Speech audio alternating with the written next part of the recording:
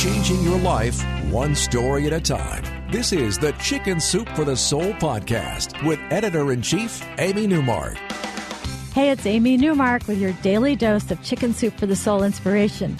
It's Friend Friday, which means that we get to meet one of our fascinating Chicken Soup for the Soul writers who has a very interesting story to tell.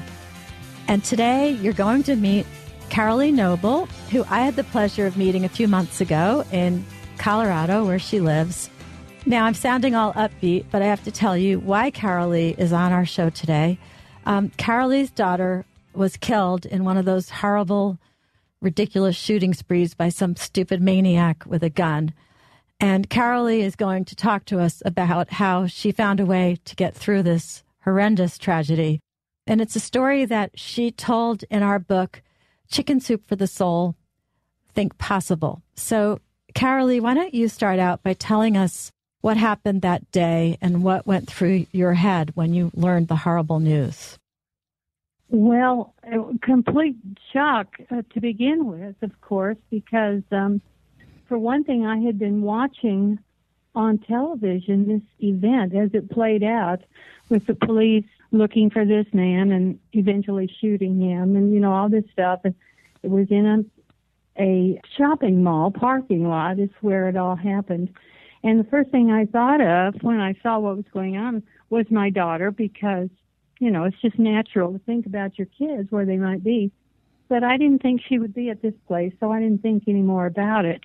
It wasn't until about 10:30 that night when I got a call from the police department, and then I just can't describe the feeling that a mother has when you get a call from the police department and they won't tell you anything, just that they want to come and see you. You know, it's just something you just can't explain. And in the 20 minutes between the time they called and the time they got there, I just did, you know, a complete, almost grief process, I would say. It's just, you know, I went through so much in my mind, and I just was already ready for the bad news when they got there. Well, Carolee, I'm so sorry.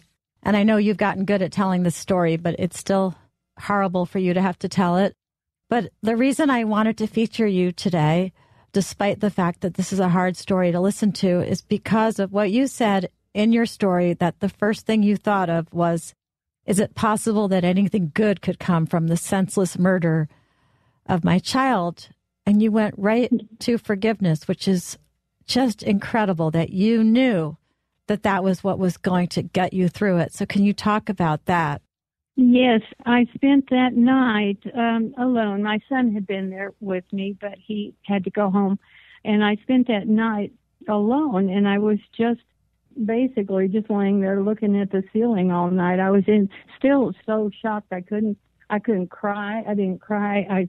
I didn't even feel like even prayer. I mean, I was just so out of it for a while. But then I realized that, just like you say, right from the beginning, that I had to find some way to make something good come out of something so horrible. And I knew I had to start by being forgiving, because I knew the Lord expects that of us. And I didn't, you know, I knew I had to do it for myself, because I didn't want to go through my life being an angry, bitter, unhappy person. I just couldn't visualize going forward that way.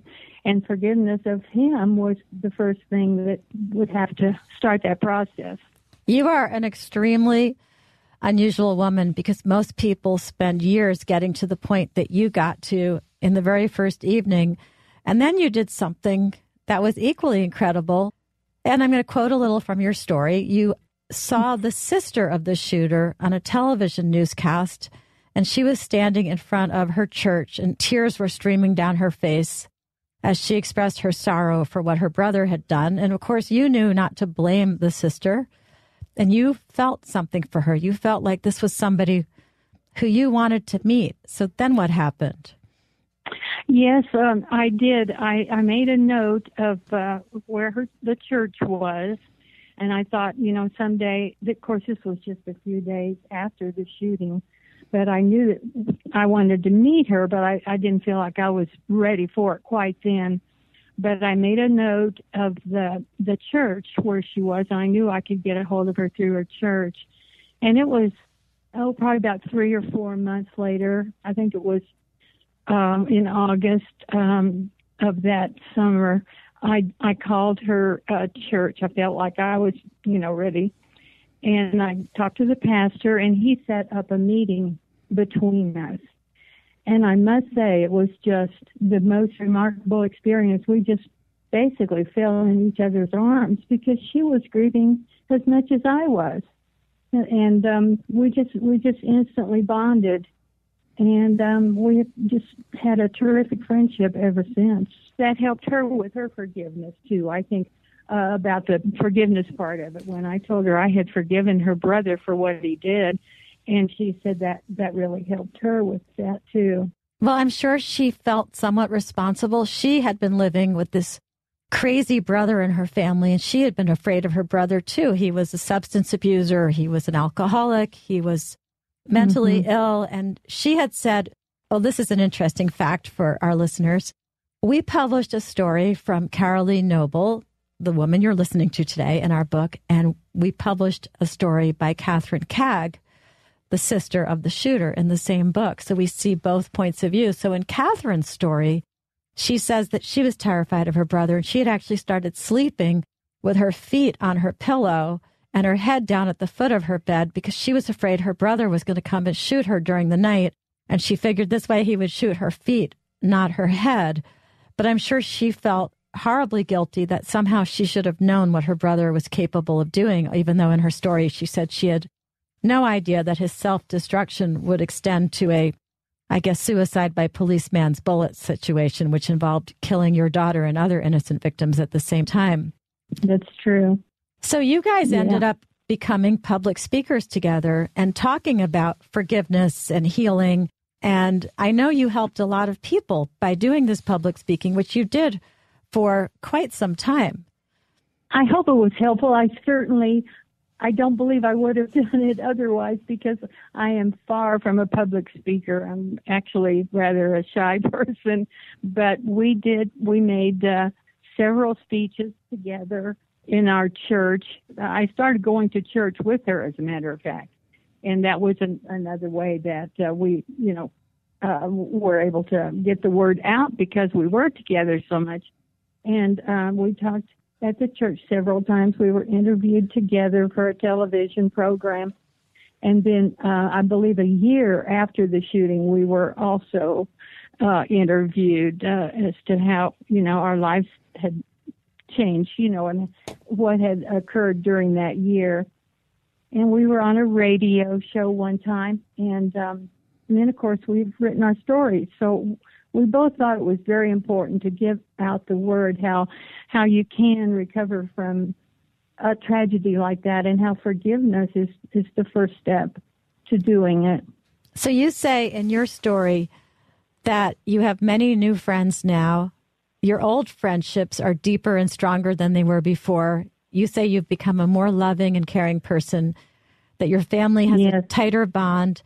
And I wanted to ask you, that forgiveness that came to you so immediately for that horrible shooter, have you found that you're now quicker to forgive other people in your life for whatever their minor transgressions are?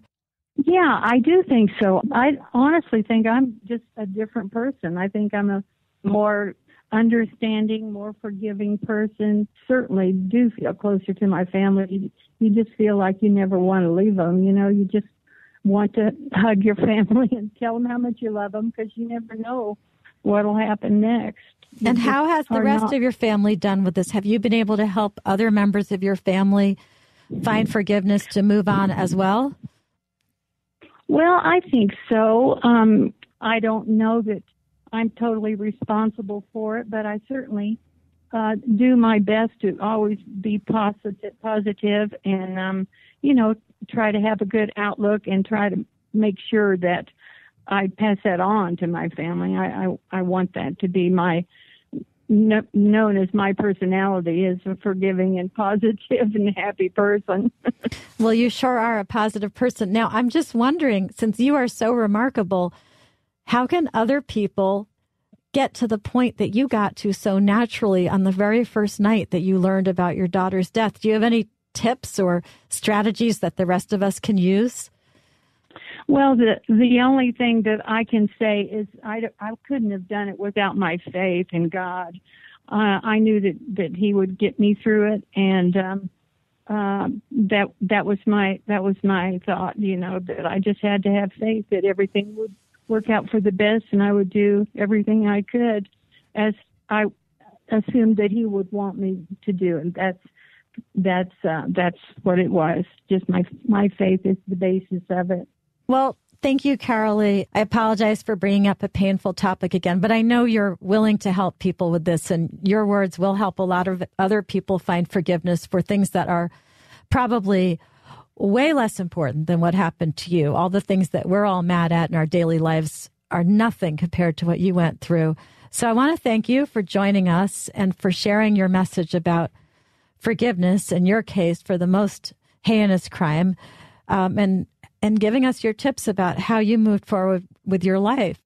I'm Amy Newmark. Thank you all for listening today. And the next time we get together, I'm going to tell you about a woman who was told that she only had 1 year to live. And what she did with that year will make you think about your own life and how you can make it as fulfilling as possible. And if you want to read Carolee's story and the one by her new friend, the sister of the shooter, Catherine Cagg, you can do that in Chicken Soup for the Soul, The Power of Forgiveness, and you can find out more about that book on our website, chickensoup.com.